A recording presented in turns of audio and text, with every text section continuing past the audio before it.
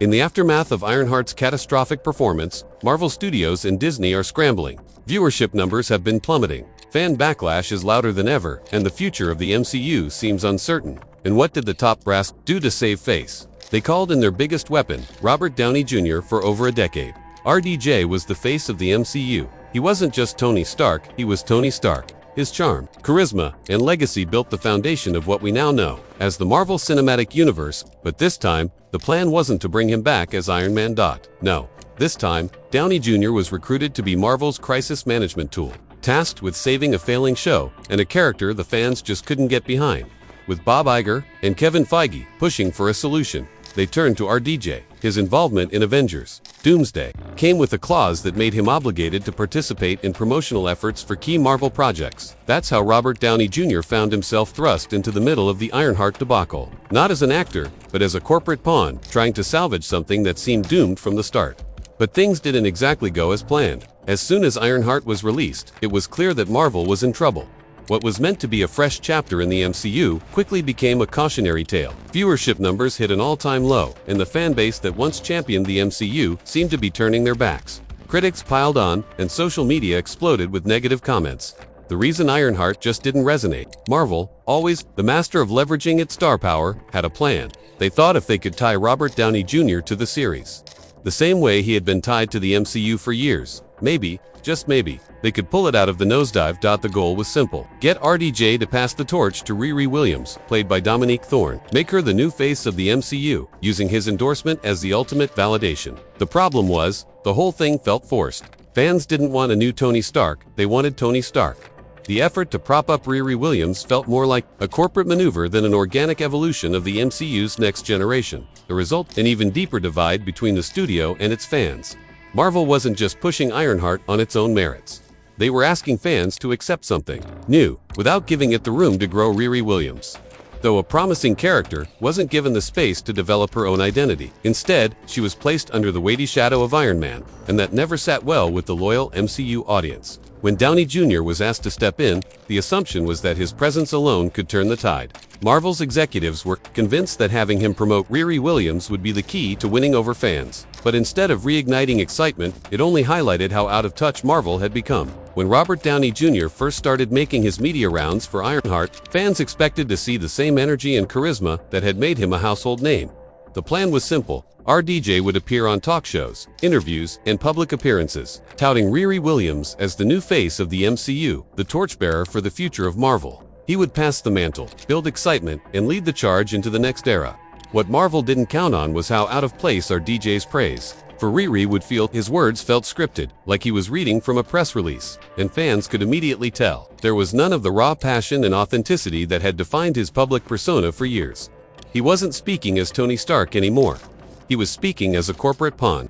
It didn't help that the more he praised Dominique Thorne's portrayal of Riri Williams, the more fans started to sense that this wasn't about the character at all. This wasn't about storytelling or genuine enthusiasm. This was about positioning, about making the character fit into a preordained narrative that didn't connect with the very people who had helped build the MCU into a cultural juggernaut. Backlash was swift and brutal.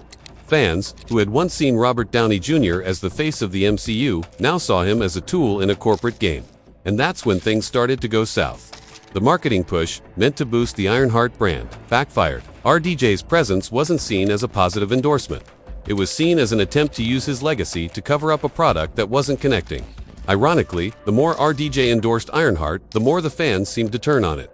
The damage was done. Marvel's desperate attempt to manipulate fan loyalty by using RDJ as a shield instead of a genuine guide only highlighted how much they misunderstood their own audience. Behind the scenes, things were getting even more complicated for Robert Downey Jr. As the fan backlash against Ironheart grew, so did the pressure on Marvel's top brass, including Bob Iger and Kevin Feige. Their big bet on the new character, Riri Williams, had not paid off, and they were running out of options. Marvel wasn't willing to accept defeat, not with Ironheart failing so publicly. So, they made a bold move. They pushed even harder on Robert Downey Jr. They weren't just asking him to appear on talk shows anymore. They weren't just using him as a symbolic figure in the press tour. They needed him to defend Ironheart outright, and not just as a promotional figure, but as a vocal advocate for the series, especially amid the growing wave of fan criticism. According to multiple insiders, the pressure began mounting rapidly. Iger and Feige reportedly asked Downey Jr. to make public statements that would directly address the growing criticism of Ironheart, particularly criticisms around the casting of Dominique Thorne as Riri Williams. The plan was clear. RDJ would publicly champion the character and the series, and in doing so, he would give fans a reason to embrace it. But this was no ordinary PR campaign.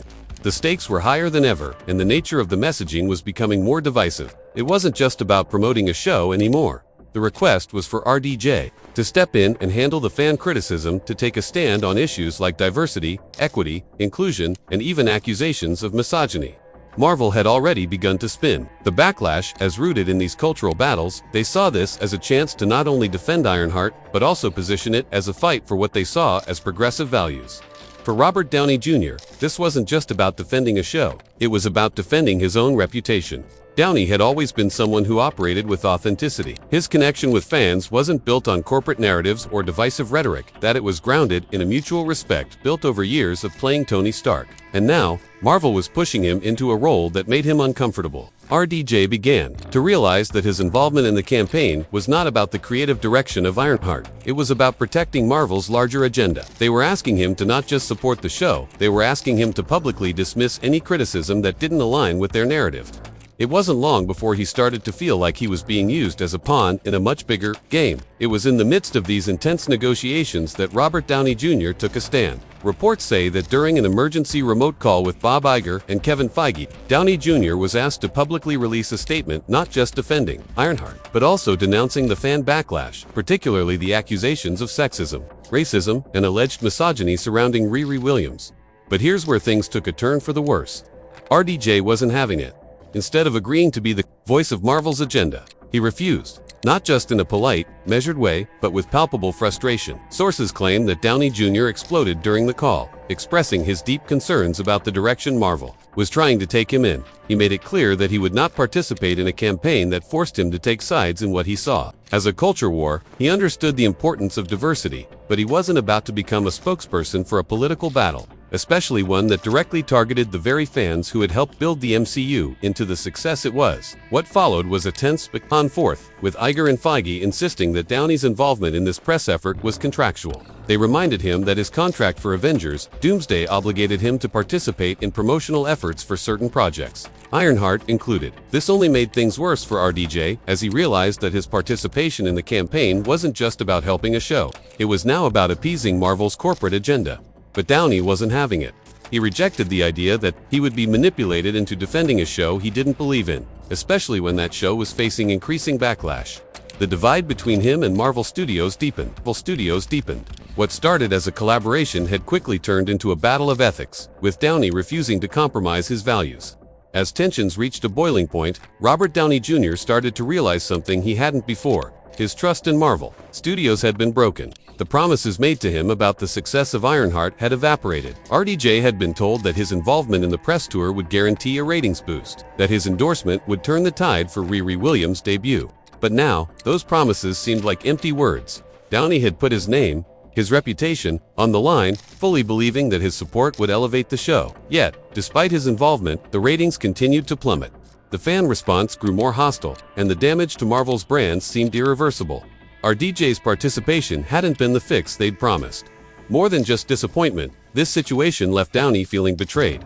Marvel had promised him a key role in saving Ironheart, but instead, he found himself caught in a PR nightmare, one that wasn't of his making. It wasn't just about the failure of a single show anymore. It was about his image being manipulated to defend decisions he didn't agree with. The relationship between RDJ and Marvel Studios, once built on respect and mutual trust, had now soured. Downey began to question whether he could continue working under these terms. As he watched the ongoing PR disaster unfold, it became clear. What was once a partnership built on creativity and respect was now a contractual obligation. And the line between what was authentic and what was corporate manipulation had never been clearer. As Robert Downey Jr. continued to resist the pressure from Marvel, the stakes became even higher. He wasn't just refusing to engage in the PR battle on Ironheart's behalf, he was directly challenging Marvel's strategy. In Marvel's response, they doubled down, thinking that RDJ's resistance was just a temporary setback. But it wasn't. For Downey, it wasn't just about avoiding a particular PR statement. It was about protecting his legacy, his authenticity, and his connection to the fans who had made him a household name. Marvel had promised him that his involvement would turn the tide for Ironheart, and that his role in the promotional campaign would position the character as the future of the MCU. Instead, the show's plummeting ratings and divisive reception had put him in an uncomfortable position. Marvel executives pushed for more. Bob Iger and Kevin Feige reportedly went back to the drawing board, trying to come up with a new strategy to make Downey's involvement feel more impactful. They considered reshuffling the press campaign to make it more about RDJ standing up for Riri Williams, defending the character from critics, and directly addressing the accusations against the series. This wasn't just about the show anymore. This was about shaping a narrative, one that painted critics of Ironheart as the bad guys and RDJ as the good guy who would set the record straight. The problem was, Downey wasn't interested in playing that role. He knew that if he fell into this trap, he would alienate the very fans who had followed his journey as Tony Stark, by being forced to make sweeping statements about cultural issues, such as sexism, and racism. Downey would lose his credibility with a fan base that had always respected his honesty and independence. It would have been easy to blame the show's failure on external factors like fan prejudice or ideological divides. But RDJ wasn't willing to go down that road. Marvel's insistence on this approach only further strained the relationship between the studio and the actor. Downey Jr. knew that he couldn't afford to be caught in the middle of a PR war he didn't believe in. And every time he pushed back, the pressure grew. At the heart of the Ironheart controversy was a narrative decision that many fans saw as a grave misstep. Marvel's attempt to position Riri Williams as the next Iron Man. This wasn't just about giving a new character their own space to grow. It wasn't about introducing a new hero into the MCU organically. Instead, Marvel tried to shove Riri Williams into Tony Stark's iconic role, expecting the fans to buy into it without question. This didn't sit well with longtime MCU fans. Tony Stark wasn't just any character, he was the backbone of the MCU for over a decade. Replacing him, especially in such a clumsy, forced way, left many feeling betrayed. Riri Williams had potential, no doubt, but Marvel's attempt to shoehorn her into a position where she had to be seen as better than Tony Stark felt like an insult to both the legacy of Iron Man and the fans who had watched him grow over the years. Robert Downey Jr. understood this better than anyone. He knew how much Tony Stark meant to the fans, how his journey wasn't just about being a superhero, but about human flaws, redemption, and growth. Trying to make Riri Williams the new Iron Man without allowing her to carve out her own space to develop her own identity was not only unfair to the character, but also alienated the very people who had embraced the MCU in the first place. RDJ reportedly voiced his concerns behind closed doors, telling Marvel that trying to make Riri Williams the new Iron Man wasn't just a bad narrative choice, it was a disservice to the character. He believed that Riri could stand on her own, but only if she was allowed to grow into her own hero, without being shackled by the expectations of replacing Tony Stark. Marvel, however, refused to listen. They doubled down on their narrative, even going so far as to try and get RDJ to publicly endorse the idea of Riri as Tony Stark's heir. But the more RDJ resisted, the more the divide between him and Marvel widened. And for fans, this was the final straw. They weren't just upset about Ironheart, they were upset about what it represented. A studio more concerned with pushing a corporate agenda than respecting the characters and the storytelling that had made the MCU a success in the first place. The deeper Robert Downey Jr. got involved in Ironheart's troubled promotional efforts, the more betrayed he felt. When he initially agreed to participate, it was based on the understanding that his involvement would help the show succeed. Marvel had pitched it as a crucial step in helping Riri Williams find her place in the MCU, a mentor-like role that would transition the franchise into its next chapter. RDJ would help ease the fans into this new era, just as he had helped launch the MCU as Tony Stark. But instead of helping Ironheart find an audience, Downey's participation only highlighted how out of touch Marvel had become with its core fans. The show's failure wasn't just about bad storytelling or creative missteps. It was about a fundamental misunderstanding of the MCU's fanbase. And RDJ, once the face of the franchise, was now being dragged into a PR nightmare that he couldn't fix. As the show's ratings tanked and the backlash intensified, RDJ reportedly grew more and more frustrated. The promise that his involvement would turn things around had been shattered. Instead, he was left cleaning up a mess that wasn't his to begin with. This feeling of betrayal wasn't just about Ironheart itself. It was about the trust he had placed in Marvel and Disney, believing that they had a plan, a genuine desire, to elevate Riri Williams and introduce a new generation of heroes. But instead of being part of a creative endeavor, RDJ now felt like a pawn in a larger corporate strategy, designed to force fans into accepting something they didn't want. The final straw came when Disney and Marvel pushed RDJ to continue publicly defending Ironheart. and its controversial elements. Downey Jr. made it clear that he would not lie to the fans, that he wouldn't pretend the show was a success when it wasn't. He refused to be used as a shield for Marvel's failing series. The relationship between RDJ and Marvel Studios, once built on mutual respect and creative freedom, had now collapsed. Downey no longer trusted the studio that had helped make him a star.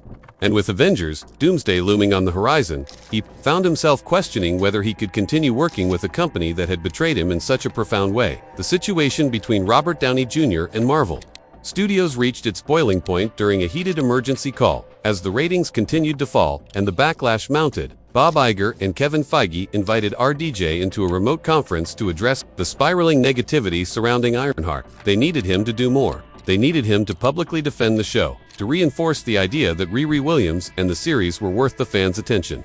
But this time, RDJ wasn't backing down. He wasn't going to play the corporate game any longer. During the call, Downey reportedly grew even more frustrated with the pressure from Iger and Feige, especially when they insisted that he publicly endorse statements that attacked fans criticizing Ironheart. It was clear that Marvel was not just asking him to promote the show, they were asking him to denounce anyone who didn't like it. Downey refused to take this path.